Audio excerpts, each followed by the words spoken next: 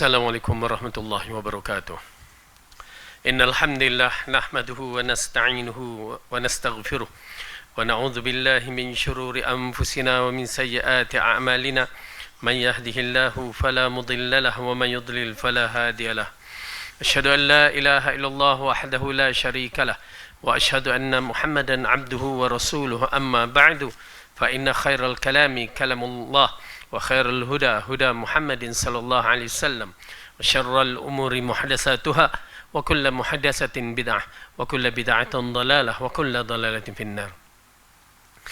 Alhamdulillah, pertama kita rafakkan syukur kita kepada Allah Subhanahu wa taala yang masih lagi memberikan kehidupan kepada kita. Yang mana pada hari Allah uji kita dalam kehidupan yang penuh dengan ketakutan pada hari ini, tetapi masih lagi Allah memberikan kita ruang-ruang nyawa untuk kita terus beristighfar dan mencari keredaannya. Maka kita carilah keredaan Allah. Di antara mencari keredaan Allah pada waktu-waktu yang lapang begini, yang Allah berikan kita ketenangan, kelapangan masa, maka tuntutlah ilmu walaupun di mana kita berada. Di mana pada pelajaran yang lepas kita telah membicarakan ayat-ayat Al-Quran di dalam surah An-Nazi'at, dan kita telah membicarakan yang berkaitan dengan para malaikat, dan kita masuk sedikit berkaitan dengan kejadian kiamat. Di mana pada pelajaran yang lepas berkaitan dengan kiamat, kita telah menghuraikan dalam ayat-ayat yang tertentu, dalam surah-surah yang tertentu, dan kita ulangi beberapa perkara supaya ianya menjadi peringatan kepada kita dan cuba kita beramal dan cuba kita berfikir. Di mana kita mulakan ayat yang ke-6. A'udzu billahi minasyaitonir rajim. Yauma tarjufur rajifah tatba'uha ar-radifah qulubun yawma idzin wajifah أبصارها خاشعة يقولون أئنا لمردودون في الحافرة أئذا كنا عظاما نخرة قالوا تلك إذا كرة خاسرة فإنما هي زجرة واحدة فإذا هم بالساهرة. Sesungguhnya kamu akan dibangkitkan pada hari ketika tiupan pertama menggoncangkan alam. Tiupan pertama itu diiringi oleh tiupan kedua. Hati manusia pada waktu itu sangat takut. Pandangannya tunduk. Orang-orang kafir berkata, apakah sesungguhnya kami benar-benar dikembalikan kepada kehidupan semula? Apakah akan dibangkitkan juga apabila kami telah menjadi tulang belulang yang hancur lumat? Mereka berkata, kalau demikian itu adalah suatu pengembalian yang merugikan. Sesungguhnya pengembalian itu hanya dengan satu kali tiupan saja. Maka dengan serta-merta mereka hidup kembali di permukaan bumi, yakni di mahsyar. Tuan-tuan dan perempuan dan para musyahidin yang dirahmati oleh Allah, yang mana kita mengetahui bahawa kejadian kiamat ini adalah kejadian yang menggerunkan. Dan Allah telah menceritakan pada ayat yang ke-6 ini ialah berkaitan dengan tiupan pertama yang menggoncangkan alam. Para ulama kita telah terangkan bahawa berselisih pendapat, adakah tiupan sangkakala ini berlaku 2 kali, 3 kali. Dan paling kuat dalam hujah ini ialah tiupan sangkakala berlaku 2 kali, yakni yang pertama ialah tiupan yang menghancurkan alam semesta. Kemudian diikuti dengan tiupan yang kedua, yang mana tiupan kedua ini adalah tiupan membangkitkan balik. Allah kembalikan kita balik seperti mana kita Nabi Adam dijadikan pada awal permulaan. Maka begitulah juga kita dijadikan. Cuma kita dibangkitkan dalam keadaan yang berbeza-beza. Mengikut iman dan amalan kita. Mengikut apa yang pernah kita bawa di dunia ini. tuan-tuan dan perempuan, amat menggerunkan. Apabila kita dibangkitkan pada hari tersebut dengan amalan-amalan yang kurang ataupun amalan-amalan yang tiada ataupun amalan-amalan yang dicampurkan dengan dosa-dosa, pada hari itu adalah hari yang menggerunkan sampai kita tidak mampu untuk bertemu keluarga kita sendiri. Sampai kita cuba nak melarikan dari kaum keluarga kita sendiri. Apa salahnya kita bertemu di muka bumi ini? Kita bertemu. Antara mak dengan ayah, anak, isteri, suami, semua kita bertemu dalam keadaan gembira. Tetapi kenapa di sana apabila kekurangan amalan-amalan ini yang menyebabkan kita lari daripada orang-orang yang pernah kita ketemui di dunia ini? Tuan-tuan dan perempuan yang menyaksikan secara terus, apa yang perlu kita tahu? Maka di sini agak menarik dalam siri coronavirus ataupun COVID-19 ni. Hari ini kita bertemu dengan kawan-kawan kita. Dengan orang lain memanglah kita bertemu pun memang kita dah tak salam. Tetapi pada hari ini, kalau kita bertemu dengan kawan-kawan kita, ya, kadang-kadang kita dah tak mau salam. Kita tak mau berjabat tangan. Kerana apa? Kerana takut dia ni ada COVID-19 ke? Coronavirus ke? Kita tak tahu. Siapa saja yang datang, walaupun adik-beradik, mungkin kita takkan nak bersalam. Ya, belum tentu kita nak bersalam. Kenapa? Kita takut. Kita takut disebabkan kita tak tahu dia ni ada penyakit ini ataupun tidak. Begitu sekali kita takut. Kerana apa? Kita takut mati. Ya, dan perlu takut. Kerana dia tu ada penyakit. Kalau tak ada, alhamdulillah. Tapi kalau ada, terus berjangkit dengan begitu dahsyat sekali. Ya, itu yang menyebabkan ya diarahkan kita berada karantin selama 14 hari untuk memastikan. Tuan-tuan dan perempuan, bagaimana perjalanan kita di akhirat? Apabila kita berjumpa dengan adik-beradik kita, mak ayah kita, kawan-kawan kita, kita tak mau bertegur siapa. Bukan sekadar nak salam, tetapi bertegur siapa pun kita tidak mau. Kerana apa? Kerana bukan masalah COVID-19, bukan masalah coronavirus, tetapi masalahnya, masalah iman kita, iman dia, amalan kita, amalan dia. Itu dia yang lebih dahsyat daripada COVID-19. Kita tak mau bertegur siapa, walaupun kita nampak dia. Oleh kerana itu Allah menceritakan dalam kisah apa yang bakal berlaku nanti, ya, supaya kita mengetahui bahawa kedudukan di akhirat lebih menggerunkan. Lebih menggerunkan daripada COVID-19. Sehingga kita tak mau menegur siapa. Allah ceritakan di dalam ayat Al-Quran, dalam surah Al-Ma'arij, ayat yang kita mulakan dengan ayat yang ke-8.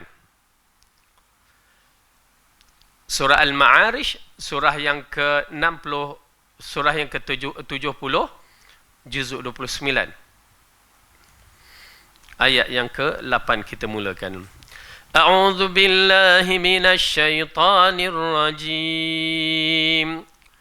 Yauma takunus samaa'u kalmuhl wa takunul jibalu kal'ih wa la yas'alu hamimun hamima.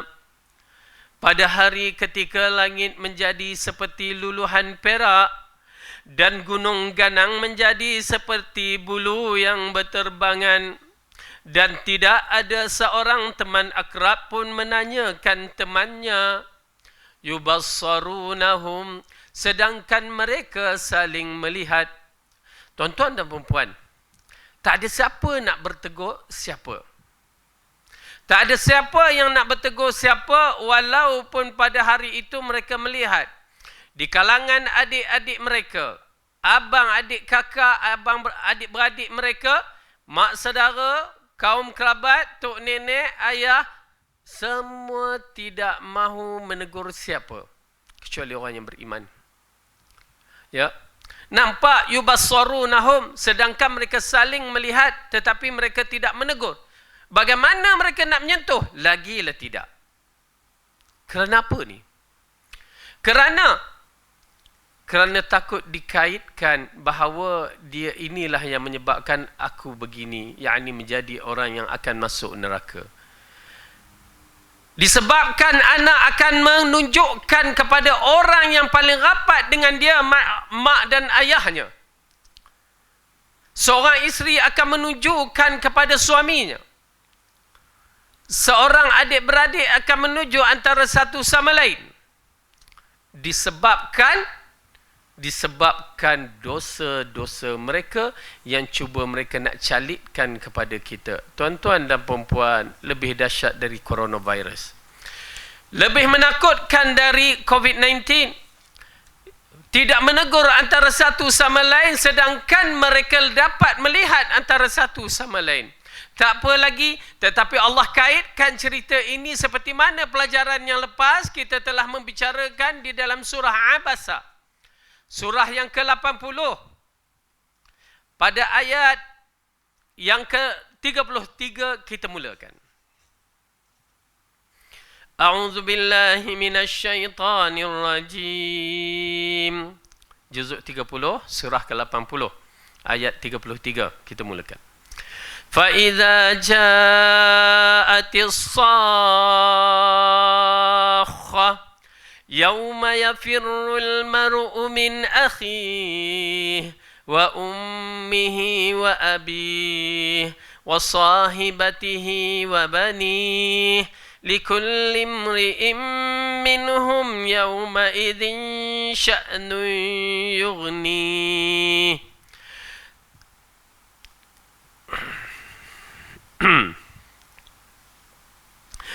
Dan apabila datang suara yang memekakkan, yakni tiupan sangkakala yang kedua, pada hari ketika manusia lari dari saudaranya, lari dari ibu dan bapanya, lari dari isteri dan anak-anaknya, setiap orang dari mereka pada hari itu mempunyai urusan yang cukup menyibukkan. Tuan-tuan dan perempuan, hari ini kita cuba tak nak mendekati orang lain. Ya, kenapa? Kita rasa kita ni sihat, alhamdulillah. Kita tak mau dekat orang lain, kenapa? Kita takut terjangkitnya virus. Tetapi pada hari akhirat kelak, bukan sekadar orang lain itu ya yang kita tidak kenali, bahkan orang yang kita kenali pun kita tak mau dekat kepada mereka.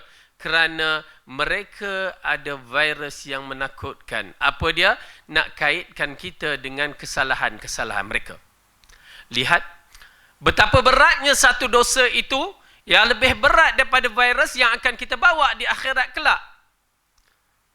Hari ini kita lihat orang tak mau dekat, hatta orang yang mati itu sendiri terbiar. Subhanallah, fitnah. Orang yang mati disebabkan virus tersadar di jalan raya, di pasar raya, semua orang tak akan dekat. Kerana takut, masing-masing takut. Tuan-tuan dan perempuan, kita akan bawa virus dosa-dosa kita di akhirat kelak. Kita akan bawa virus dosa-dosa kita di akhirat kelak yang menyebabkan ya orang lari daripada kita juga. Orang lari daripada kita ataupun kita lari daripada orang-orang yang tertentu supaya tidak dikaitkan dosa-dosa mereka dengan kita. Terutamanya orang-orang yang Rasulullah kata semua kita ini adalah ra'i, yang menjaga, yang menguruskan. Maka semua akan dibabitkan. Oleh kerana itu kita akan lari daripada mereka yang dikaitkan dengan kita. Allah musta'in. Tuan-tuan dan perempuan, minta perlindungan daripada Allah kejahatan ataupun syar kejadian pada hari tersebut. Minta lindung, kerana apa? Bukan sekadar mati sifat di dunia ini, kalau kena bawa mati, na'udzubillah, minta Allah pelihara kita semua. Tetapi di sana tak ada mati. Yang menyedihkan dan menakutkan ialah diazabkan dalam neraka yang tidak akan mati-mati. Tuan-tuan dan perempuan yang dirahmati Allah, maka minta lindunglah kepada Allah supaya kita tidak terjebak dalam perkara-perkara yang berdosa. Kalau sampai tahap dosa kita menjadi virus di sana, orang tak mau dekat. Sedangkan Allah mengatakan pada hari itu, ada di kalangan mereka yang akan menjadi orang yang terbaik, yang mau berkasih sayang, berapat-rapat di sana. Baik, kita lihat balik ayat yang kita baca tadi.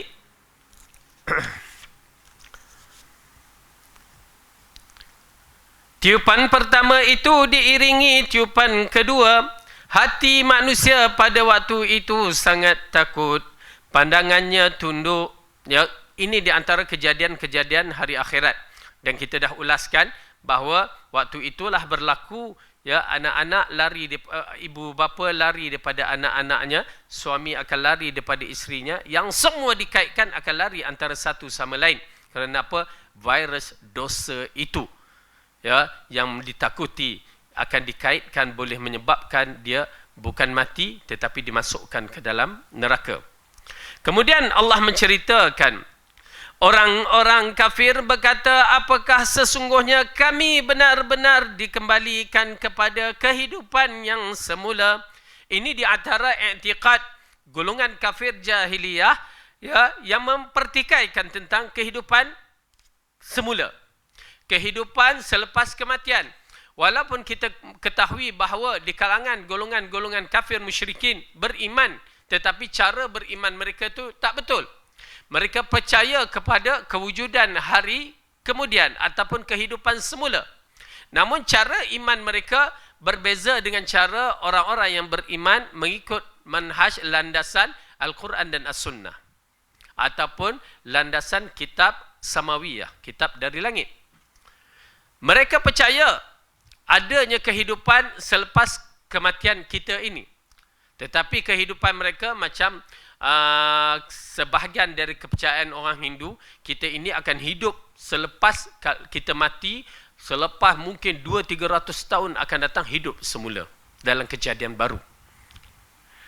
Dan ada golongan kafir yang lain pula mengatakan bahawa kehidupan mereka itu selepas kematian seperti dunia juga memiliki harta dan segala-galanya. Oleh kerana itu mereka menanamkan harta, ya, bersama dengan mayat tersebut supaya harta itu bersama mereka. Dan begitulah beberapa yang dikatakan kehidupan mereka, kehidupan semula bagi fahaman agama-agama mereka atau kepercayaan mereka. Namun Al-Quran dan As-Sunnah telah memberikan garis petunjuk kepada kita beriman dengan kehidupan akhirat dengan dalil-dalil dan nas-nas yang qat'i, yakni daripada Al-Quran dan As-Sunnah sahihah. Oleh kerana itu kita berdiri di atas dalil-dalil tersebut, kerana ianya merupakan persoalan ghaib yang kita tidak tahu, yang mesti ada bukti yang mana Allah sahaja yang mengetahui. Rasulullah sendiri tidak mengetahui melainkan dengan dalil ataupun wahyu daripada Allah Subhanahu Wa Taala. Jadi kita berdiri di atas wahyu-wahyu ataupun dalil-dalil yang sahih daripada Al-Quran dan As-Sunnah. Baik. Kemudian Allah mengatakan, apabila golongan kafir Quraisy mengatakan, apakah sesungguhnya kami benar-benar dikembalikan kepada kehidupan semula? Apakah akan dibangkitkan juga apabila kami telah menjadi tulang belulang yang hancur lumat?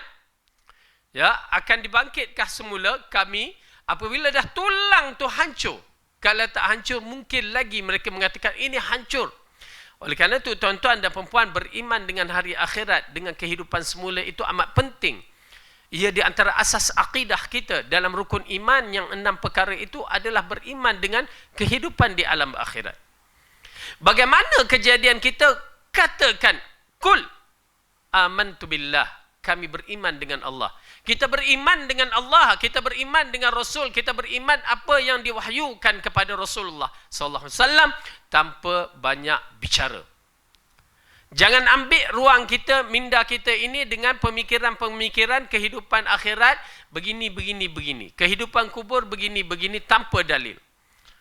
Yang menyebabkan kita membuatkan perkara khurafat, perkara-perkara yang tidak ada dalam sunnah Rasulullah sallallahu alaihi wasallam selepas kematian seseorang itu. Salah kita apabila kita menyamakan kehidupan di alam kubur dengan kehidupan di dunia. Apatah lagi kita nak menyamakan kehidupan alam akhirat yang begitu canggih di sisi Allah dengan kehebatan yang tak dapat dibayangkan oleh akal. Hanya boleh dengan beriman sahaja.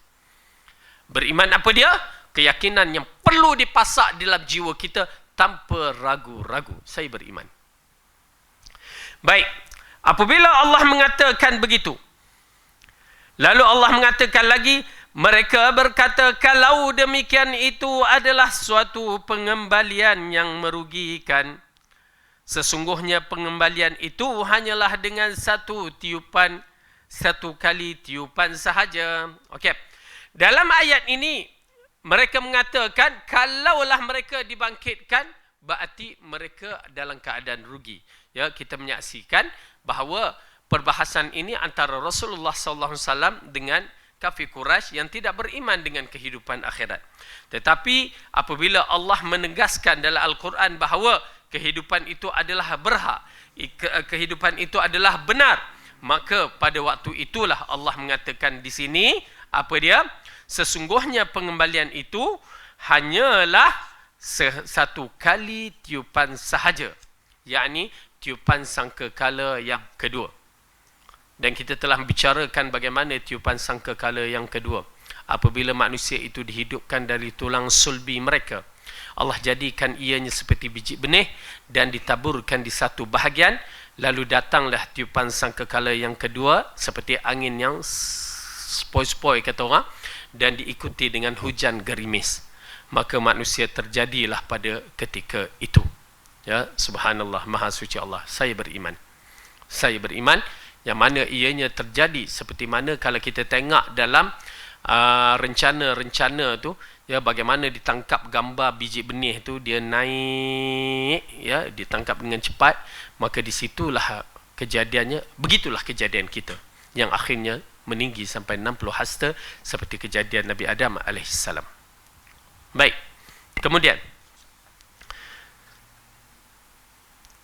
lalu Allah mengatakan, ya, فَإِنَّمَا هِيَ زَجْرَةٌ وَاحِدَةٌ فَإِذَا هُمْ بِالسَّاهِرَةِ.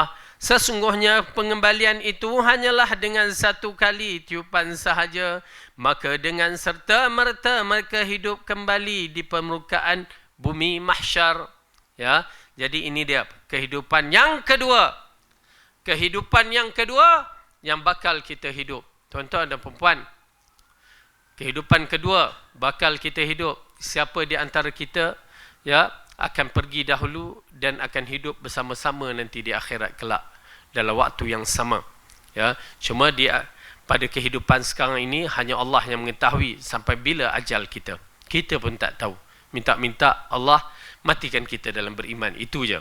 Ya, Allah berikan kita mati dalam keadaan beriman. Allah ampunkan dosa kita, kesilapan kita, Allah matikan kita dalam beriman, dan kita tak kisah. Bagi saya tak menjadi masalah bila Allah nak ambil, kerana ajal dah ditetapkan. Tetapi yang paling penting, kita mengharapkan Allah matikan kita dalam beriman dan beramal soleh. Ya. Baik. Ayat yang berikutnya. Hal ataka hadithu Musa إذ ناداه ربه بالوادي المقدس طوى اذهب إلى فرعون إنه طغى فقل هل لك إلى أن تزكى وأهديك إلى ربك فتخشى فأراه الآية الكبرى فكذب وعصى ثم أدبر يسعى فحشر فنادى فقال أنا ربكم الأعلى فأخذه الله نكال الآخرة والأولى إن في ذلك لعبرة لمن يخشى. Sudahkah sampai kepadamu ya Muhammad kisah Musa tatkala Tuhannya memanggilnya di lembah suci, yakni di lembah tua. Pergilah kamu kepada Fir'aun, sesungguhnya dia telah melampaui batas.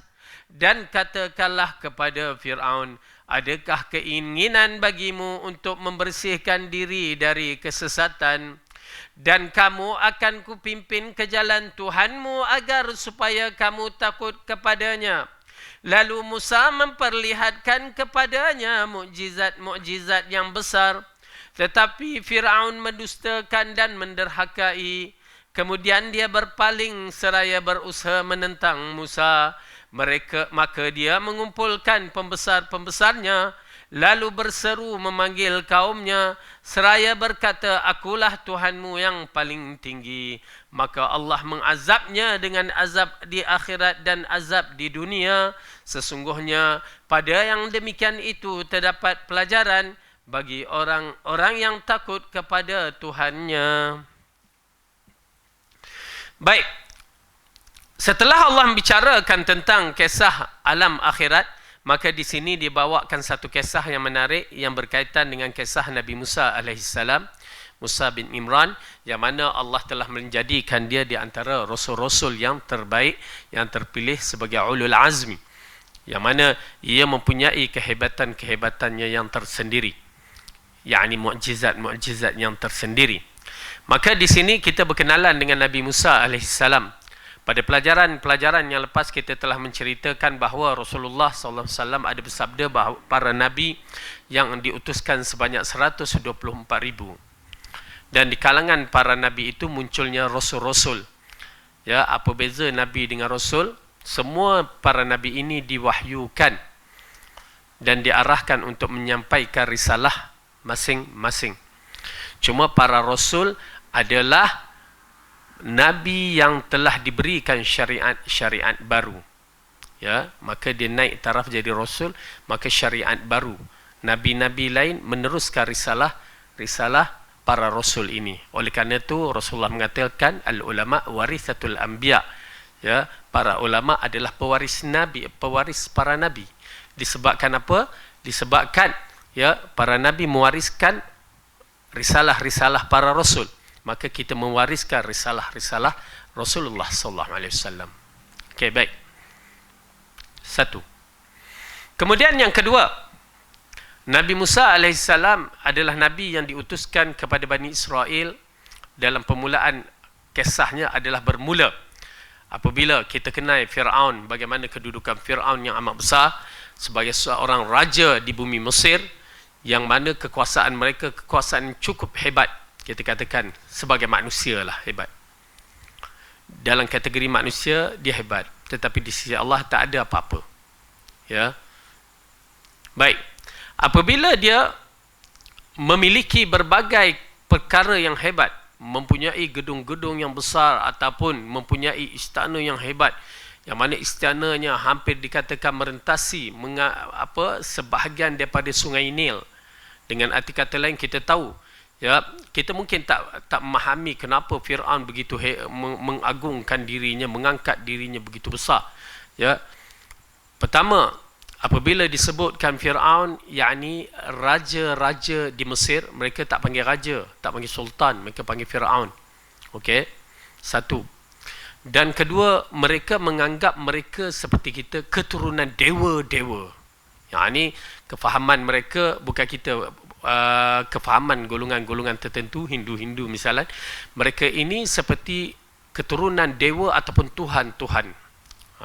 Oleh kerana tu fahaman itu dah salah dah.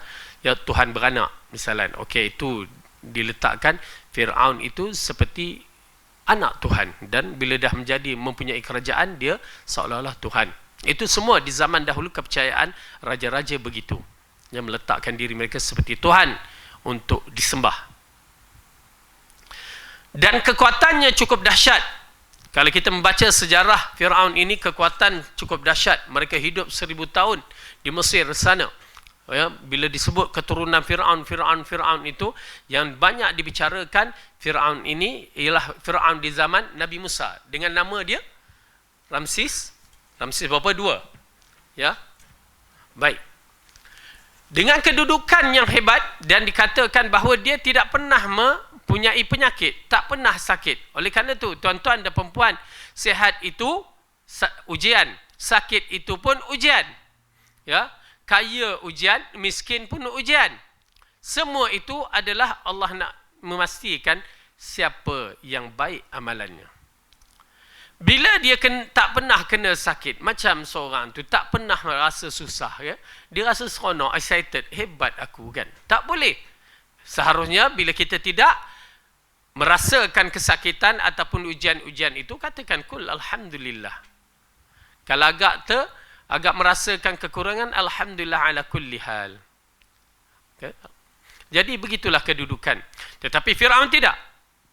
Allah berikan dia ujian dengan kesenangan, kesehatan, kekuatan empire dia, kerajaan yang cukup hebat, yang tidak pernah dapat ditumbangkan. Dan dibina kubur pun cukup. Kubur macam piramid. Ya, macam piramid. Memang piramid itu kubur. Ya, macam bukit. Apatah lagi sungai Nil adalah sungai yang dianggap sebagai orang Mesir pada zaman kuno. Ia seolah-olah satu Tuhan juga. Bagi mereka, Nil akan memberikan keberkatan segala-galanya kepada penduduk Mesir. Itu kepercayaan mereka. Ya, Nil merentasi Sudan, merentasi Mesir, ya, sampai ke Laut Mediterranean. Besar, panjang, Sungai Nil. Di mana kehebatan Sungai Nil itu diangkat, dipuji dalam syair-syair Arab jahiliyah, ya, bagi penduduk Mesir. Mereka mengangkat Sungai Nil sehingga kita tahu kisah seolah-olah Sungai Nil itu seperti Tuhan yang memerlukan kepada pengorbanan. Yang pada ketika Arab jahiliyah mengorbankan wanita-wanita untuk Nil, untuk dikahwinkan dengan Nil. Macam mana? Dicampakkan saja. Ya, wanita-wanita itu, ya, bila di make-upkan dia, lepas tu dipuja pada Sungai Nil. Kononnya Nil memberikan keberkatan dengan air yang melimpah ruah. Itu pasal Nil agak menarik. Bahkan kalau ikutkan hadis, Nil di antara sungai-sungai dari syurga yang Allah berikan. Tapi jadi begitu. Bahkan dikaitkan bahawa bagaimana batu-batu yang membina piramid, mereka mengangkat batu-batu tersebut pada waktu Nil naik. Lalu mereka angkat di atas kapal yang dibuat dari berbagai-bagai bentuk, jerami apa semua. Lalu dibawa batu itu ke utara sana. Kerana Nil bersifat mengalir dari selatan ke utara. Kebanyakan sungai mengalir daripada utara ke selatan. Ya, jadi dibawa dan dihentikan di satu tempat yang ditetapkan, maka dibinalah piramid. Kisahnya. Oleh kerana itu Firaun berbangga. Kita tengok dalam ayat Al-Quran bagaimana Firaun bangga bahawa Nil di bawah aku. Ya, sungai Nil ini di bawah aku, di bawah singgah sananya. Dan itulah kisahnya bagaimana Nabi Musa tersangkut. Okey. Yang menarik sekali dalam kisah Nabi Musa dan Firaun ini, Firaun yang mengaku dirinya Tuhan. Ya, kalau kita tengok tadi ayat tu, dia mengatakan ana rabbukumul a'la. Aku Rabb. Kalimah Rabb itu mengisyaratkan dia mengaku dirinya Tuhan yang maha hebat, maha pencipta, maha agung, maha menguasai alam semesta. Itu semua sifat-sifat ketuhanan. Tapi sayang, dia tak ada anak. Macam mana tu? Maksudnya dia tidak boleh mencipta anaknya sendiri. Tak boleh nak mencipta anaknya sendiri. Sedangkan dia dah mengaku dirinya Tuhan. Itu nama sombong, angkuh. Okey, baik. Maka di sinilah apabila dia menghina, memukul Bani Israel, menyeksa Bani Israel, mengarahkan Bani Israel, ya, membuat satu perkara yang telah dicadangkan, maka Bani Israel akur, kena ikut. Kalau tidak, mereka akan diseksa. Maka Allah uji Bani Israel, 12 kabilah, ya, diujikan kepada Bani Israel. Ini kejadian ini selepas kisah Nabi Yusuf AS. Kenapa keturunan Binyamin berada di Mesir? Kita tahu kisahnya, ya, apabila berlaku kemarau, lalu kejadian Nabi Yusuf menjadi menteri keuangan pula, menteri bahagian ekonomi, lalu mereka satu keluarga datang duduk di Mesir, maka membiaklah keturunan-keturunan Bani Israel. Yang menarik sekali dalam kisah ini, kita tahu kisah-kisah Raja Firaun ini, apabila dia memerintah, dia akan cuba mempertahankan tahta mereka. Ya, mempertahankan tahta mereka. Tetapi cara mempertahankan tahta mereka ialah dengan menggunakan ahli sihir dan ahli nujum. Dia ada dua tu, ahli sihir dan ahli nujum, 4 belalang dia tu. Ya. bagaimana ahli nujum ini, yang kita tahu pada zaman sebelum Rasulullah diutuskan, syaitan pergi mencari maklumat ke atas angkasa sana, ya, untuk mendengar. Lalu dalam tilikan itu, yang dikatakan 1000 tilikan itu, mungkin satu je betul, tetapi dengan betul yang satu merupakan testimoni bagi yang lain-lain. Yang lain semua penipu belaka. Ialah nujum 4 belalang kan. Okey. Akhirnya dalam kisah tersebut, pada tahun itu ahli nujum mengatakan, wahai Firaun, sesungguhnya melalui tilikan aku dapati akan lahir seorang lelaki, anak lelaki yang akan menjatuhkan kerajaan kamu. Itu dia bermulanya. Kalau tak, Firaun tak ada membunuh anak-anak. Ya, dia tak akan membunuh anak-anak. Apabila ahli nujum, tu pasal ahli nujum ni jahat, ya, dia bagi benda-benda yang pelik-pelik, hanya tak betul belaka, tapi ialah dalam kisah ni mungkin curian syaitan itu kena. Maka dikhabarkan kepada ahli nujum ini, lalu dikatakan bahawa akan lahir seorang putera, anak lelaki yang akan menjatuhkan kerajaan kamu. Maka disitulah Fir'aun bangun mengarahkan membunuh semua anak lelaki pada tahun tersebut. Lahirnya anak lelaki pun bunuh. Ya, pada zaman tu tak adalah klinik bidan, klinik apa semua tu. Jadi kalau ada klinik-klinik begitu, Firaun datanglah rujuk siapa yang mengandung apa semua, cari alamat. Tak ada. Jadi yang mana disyaki mengandung, maka dia ditunggu sampai lahir. Mak dia tu lahir, tanya anak lelaki ke perempuan. Ya, anak lelaki, terus ambil bunuh dia. Bagaimana? Campak kandang buaya ke, kandang rimau ke, tak menjadi masalah, ataupun tanam ke, mengikut kaedah zaman dahulu dengan mencampak kepada binatang-binatang buas. Kita tahu kisah Nabi Daniel sendiri pun, lelaki Nabi Daniel itu dicampak di kandang singa ataupun kandang harimau, ya, tapi Allah pelihara kerana dia bakal menghancurkan kerajaan yang zalim pada ketika itu. Lalu Nabi Musa pada waktu itu, ya, belum dilahirkan, ya, tengah-tengah sibuk, tentera-tentera Fir'aun mencari rumah-rumah yang mana terdapat ibu-ibu yang mengandung. Maka disitulah bermula acara yang menakutkan. Dia akan masuk, dia akan cek, okey, mengandung baik, kita tunggu sampai dia beranak. Bila beranak, cek lelaki ataupun perempuan.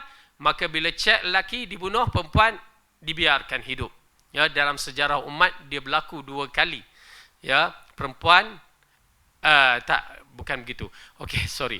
Yang mana kejadian yang menggerunkan, pertama laki-laki dibunuh, kemudian kejadian kedua perempuan dibunuh.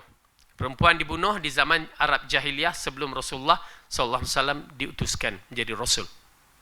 Baik. Apabila Firaun membunuh semua anak-anak lelaki dengan harapan, ya, budak yang akan menjatuhkan kerajaannya hilang ataupun mati, maka dia akan merasa selesa. Maka disitulah Allah uji Bani Israel, yakni uji mak Nabi Musa alaihissalam, ya, yang berselisih pandangan nama dia. Ya. Baik, ala kulli hal, waktu itu ada perbahasan sedikit dan termasuk cerita-cerita yang bercampur baur. Okey. Tetapi yang menarik sekali, bagaimana kedudukan mak Nabi Musa.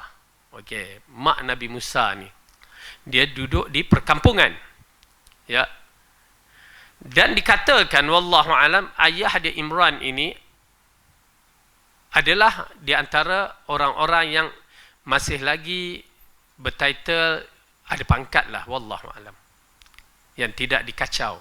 Namun begitu, mak Nabi Musa ini mengandung tanpa disedari. Okey, ini adalah kategori. Pertama, adakah mak Nabi Musa ni agak dah berumur? Kerana apa? Kerana orang tak berapa nak pandang sangat. Ya, tentera pun tak berapa nak pandang, jiran-jiran pun tak berapa nak tahu sangat, ya, kedudukan mak dia ni pertama mengandung. Kerana kakak Nabi Musa ni agak dah besar. Jarak mungkinlah, jarak kandungan ini adalah dalam lingkungan bagi saya mungkin dalam 15 ataupun ke 18 tahun, 20 tahun. Jarak tu jauh. Ya. Kalau lahir tu orang ibu dia tu dah tahap tua macam kita ni. Ya, lahir-lahir agak dah lewat. Ya, lahir-lahir itu ialah dah kahwin terlambat. Lahir-lahir itu orang panggil ini cucu ke? Macam tu, lebih kurang. Lebih kurang lah kan. Tetapi okey, jarak tu dikatakan begitu, nanti kita saksikan bagaimana Al-Quran menerangkan sehingga tidak ada rasa syak wasangka kepada bahagian kerajaan Fir'aun. Satu, kerana dia membagi pandangan. Mustahil seorang budak kecil akan bagi pandangan. Kalau 10 tahun kakak dia tu nak bagi pandangan, orang takkan terima. Tetapi kalau orang tu nampak mature, matang, ya, maka dia bagi pandangan, pihak istana boleh terima. Agak menarik dalam bab itu. Okey. Kemudian, adakah mak Nabi Musa ini berumur? Yang ini berumur. Maksudnya agak dah jarak 40, orang kata masuk 50 monopause ke apa, wallahu alam. Tapi jarak yang menyebabkan jarak yang jauh itu, orang tak sangka dia mengandung. Ya. Lepas mengandung Nabi Musa, tahun berikutnya mengandung Nabi Harun pula, kan? Menarik dalam kejadian ini. Jadi mereka tak tahu dia ni mengandung atau mereka tak tahu dia ni mengandung kerana mungkin fakta usia. Lepas tu diikuti pula, adakah kalau fakta usia, kalau mengandung, seorang yang kurus nampak gemuknya, maka orang akan membahaskan, ini mengandung ni, ya, kerana dia kurus nampak gemuknya. Tetapi badannya agak berisi, ya, bila seorang tu berisi, dia tak nampak pula mengandung, ya. Berisi itu tak nampak mengandung. Tiba-tiba, dah beranak kamu, bila kamu mengandung? Kawan tu dah berisi lama dah, kita tak nampak. Sebab apa? Badan dia dah memang jenis berisi. Okey, wallahu a'lam. Tetapi jom kita tengok di dalam surah Al-Qasas, Allah menceritakan perjalanan kehidupan Nabi Musa bermula daripada awalnya. Kita buka surah Al-Qasas. Surah Al-Qasas, surah yang ke-28.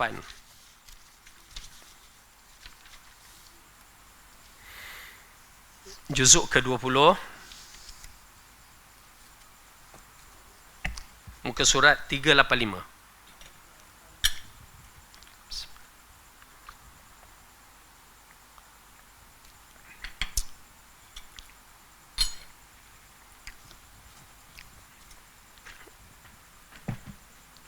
Baik.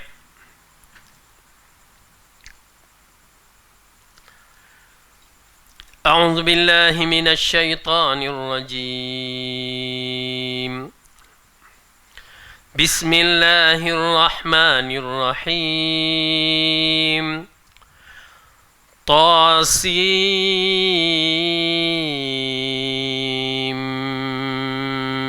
mim.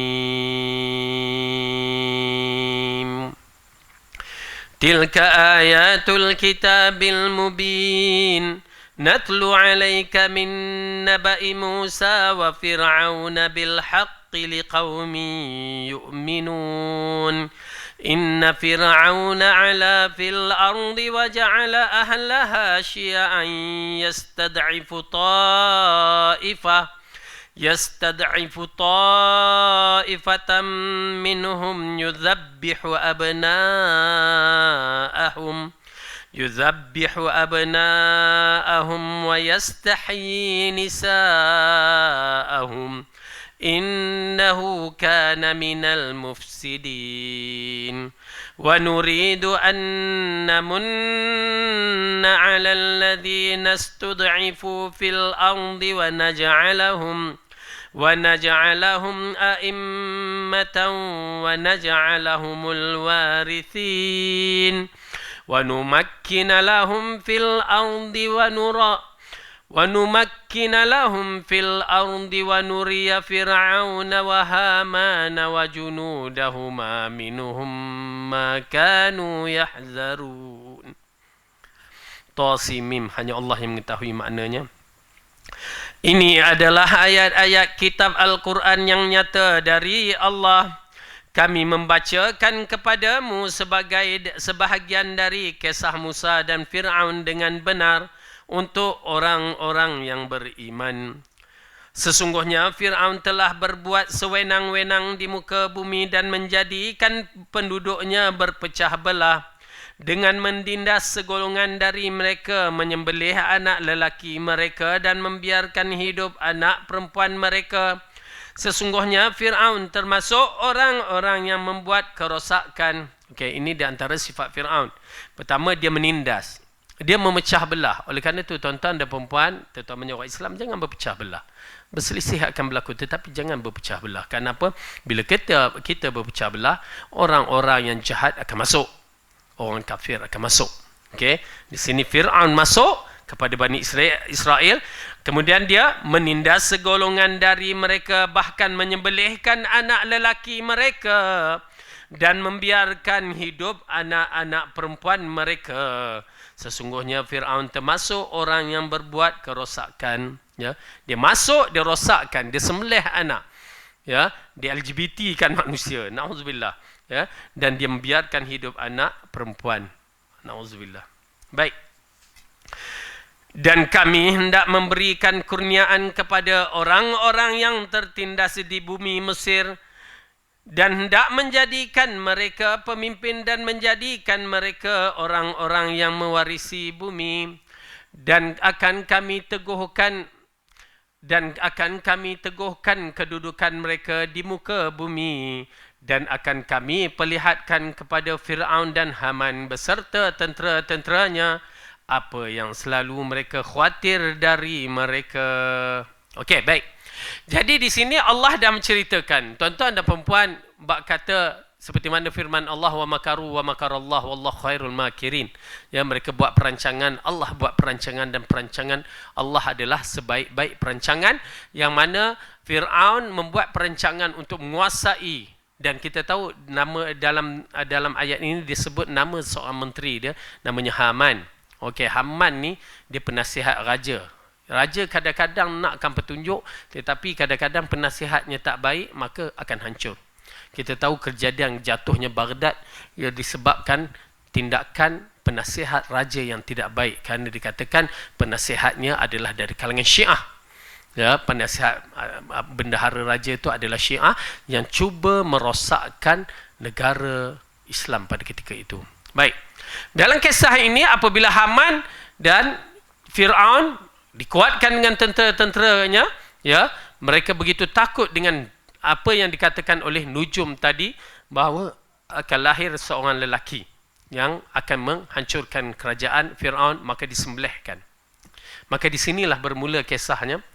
Wa auhayna ila ummi Musa an ardi'i فَإِذَا خِفْتِ عَلَيْهِ فَأَلْقِيهِ فِي الْيَمِّ وَلَا تَخَافِي وَلَا تَحْزَنِي إِنَّا رَادُّوهُ إِلَيْكِ وَجَاعِلُوهُ مِنَ الْمُرْسَلِينَ. Dan kami ilhamkan kepada ibu Musa, susuilah dia, dan apabila kamu khawatir terhadapnya, maka jatuhkanlah dia ke sungai Nil. Dan janganlah kamu khawatir dan jangan pula bersedih hati, kerana sesungguhnya kami akan mengembalikannya kepadamu dan menjadikan salah seorang dari para rasul. Okey. Bila kita melihat ayat ni, wa auhayna ila ummi Musa. Wa auhayna, dikatakan auhayna ini seperti kalimah wahyu. Ya, kalimah wahyu. Tetapi kenapa kepada Ummi Musa, sedangkan dia adalah perempuan, sedangkan para nabi semua lelaki? Okey. Maka ulama telah menerangkan tentang kalimah auhayna. Kalimah wahyu yang disebutkan dalam Al-Quran dibahrikan maknanya kepada dua. Pertama, auhayna bermaksud wahyu. Al-wahyu khas untuk para rasul dan para nabi. Wa auhayna dalam ayat ini kepada perempuan Ummi Musa ini adalah ilham yang baik. Okey, ilham yang baik. Maksudnya dia mungkin datang dalam bentuk mimpi ataupun pandangan macam kita lah. Ya, kadang-kadang pandangan kita begini-begini, setelah kita istikharah, ijtihad kita, okey. Ni, okey. Yang mana pandangan dia itu agak bertepatan. Dia dalam keadaan takut. Okey. Jadi di sini datang cerita-cerita yang dikaitkan dengan kelahiran Ummu Musa. Maka di antara diceritakan berkaitan dengan kelahiran Ummi Musa ini, ya, berkaitan dengan ibu Musa melahirkan Musa, kita dapati di antara cerita-cerita kononnya pada satu ketika lepas dia melahirkan anak tu, Nabi Musa dia menyusukan, dia dengar tentera mengetuk pintu, tuk tuk tuk, buka pintu, nak tahu ada tak orang yang melahirkan anak.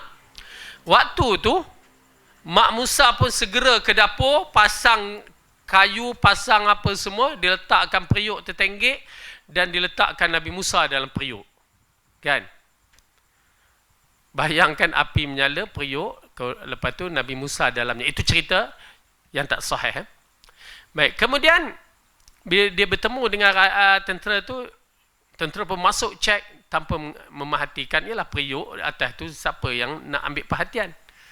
Dan lepas tu bila dia keluar, barulah dia buka dengan menyangkakan Nabi Musa telah mati. Okey, cerita tu bercampur Israiliyat yang kita nampak tidak sahih.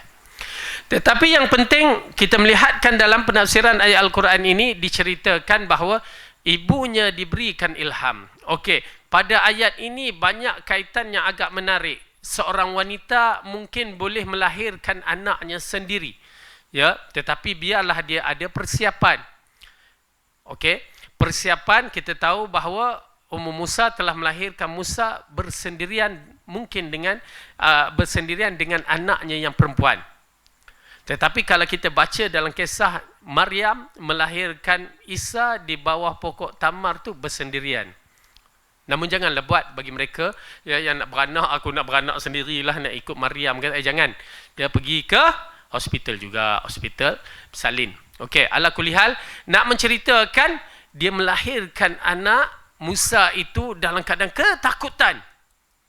Ya, cemas. Bila lahirkan, budak bila lahir menangis. Bila menangis cepat-cepat dia ambil, dia susukan ya bagi budak ni, Musa ni dalam keadaan kenyang.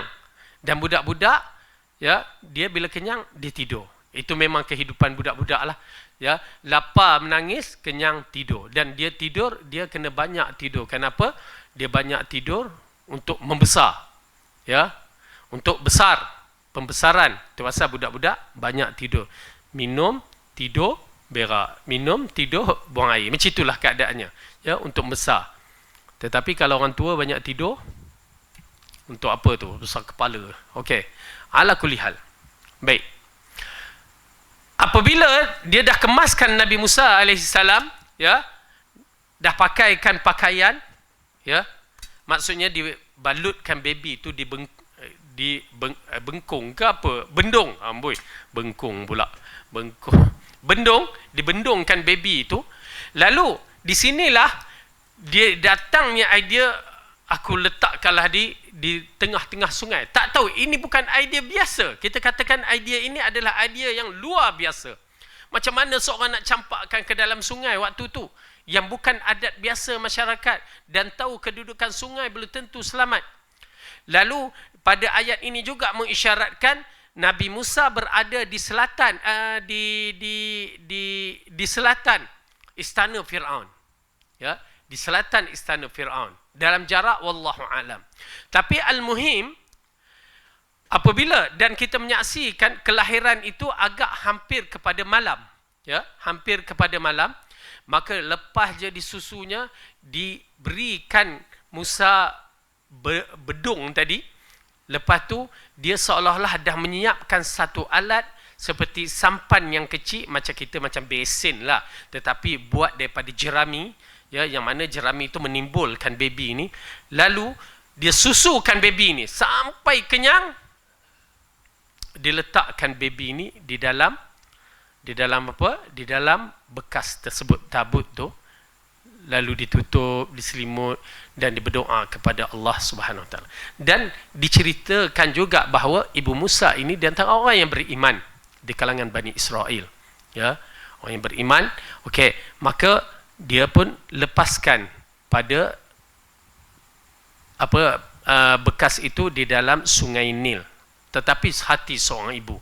Tuan-tuan dan perempuan, hati seorang ibu, ya, orang lelaki takkan dapat merasakan bagaimana hati seorang ibu. Yalah, lelaki rasalah sedih, kesian, sekadar tu je lah. Ya, ibu yang mengandung, ibu yang menyusu lain. Ya, macamlah ustaz tahu juga. Wallahu a'lam kan. Tapi kita tahu kedudukan ibu lain. Dia nak lepas tu, ya, dia lepas tu, berat. Itu pasal dia nak pukul anak tu berat. Kita berdebam. Anak orang lelaki senang je, tak dengar cakap berdebam kan. Perempuan tu lain. Okey, bila dia lepas tu, okey, kita tengok ayat ni. Saya suka ambilkan ayat ini sementara kita nak sampai kepada ayat yang ke 8 ni. Kita langkaukan sikit kerana ayat tu berkaitan dengan ayat yang ke-10. Okey. Kita ambil ayat yang ke-10. Wa asbaha fuadu ummi Musa farigha in kadat latubdi bihi laula an rabatna ala qalbiha litakuna minal mu'minin. Dan menjadilah kosong hati ibu Musa. Sesungguhnya hampir sahaja ia menyatakan rahsia tentang Musa. Seandainya tidak kami teguhkan hatinya, supaya ia termasuk orang-orang yang percaya kepada janji Allah. Okey. Di mana hampir-hampir mak Nabi Musa ni bercerita dengan jiran-jiran dia, dengan orang ramai, itu anak aku yang aku lepaskan. Maksudnya aku dah lepas anak aku dalam sungai. Kalaulah tidak Allah yang menjaga hatinya, ialah hati seorang ibu, dia memberontak, ya, sayang sangat, sedih sangat, ya, tetapi Allah pelihara hati dia supaya dia tidak bercerita kepada orang ramai tentang itu adalah anak dia. Tuan-tuan dan perempuan, apa hikmah dalam ayat ini menarik sekali. Faedah yang kita lihat pada ayat ini menceritakan kepada kita Allah berikan kita satu benda petunjuk.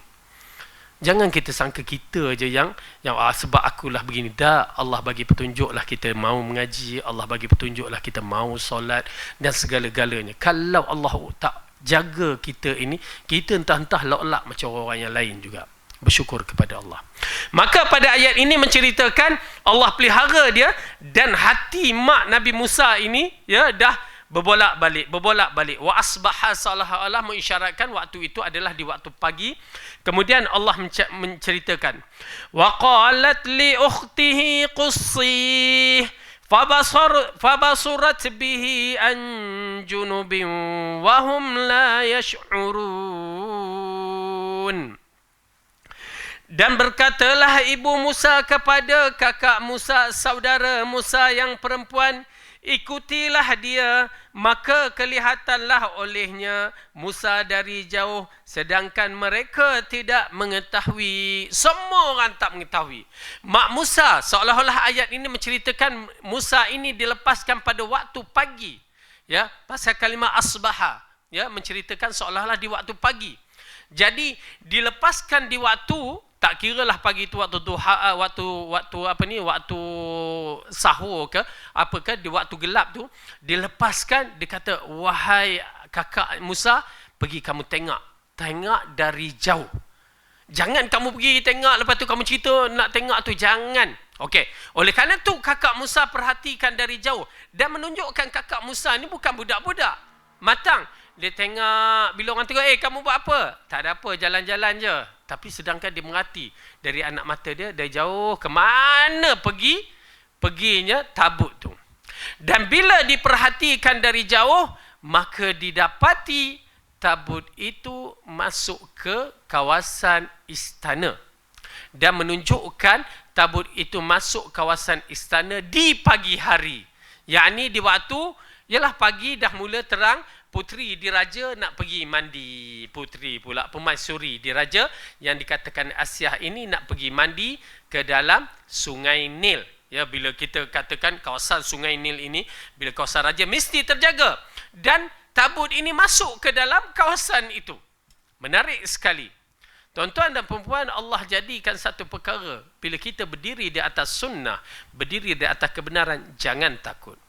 Bayangkan, ya, ibunya meletakkan Musa kerana takut daripada Fir'aun. akan dibunuh. Dicampak, diletakkan di Sungai Nil pada hari yang menakutkan, dilepaskan dengan menyerahkan diri kepada Allah, dan tiba-tiba anak yang dilepaskan di dalam Sungai Nil untuk elak daripada Fir'aun untuk menangkapnya, pagi hari sudah berada di dalam kawasan rumah Fir'aun. Macam mana tu? Ya, tetapi begitulah kedudukan iman. Bila kita berada di atas kebenaran, jangan takut. Waktu kecemasan itulah Allah akan membantu kita. Ya, Allah akan membantu bagi orang sunnah. Jangan mengalah, teruskan, bersabar. Okey? Maka di sini kita lihat bahawa kakak dia memerhatikan dari jauh. Maka kita sambung balik ayat yang ke-8 pada pelajaran yang akan datang. Wallahu a'lam bissawab. Yang baik itu datang daripada Allah, salah silap dari saya sendiri.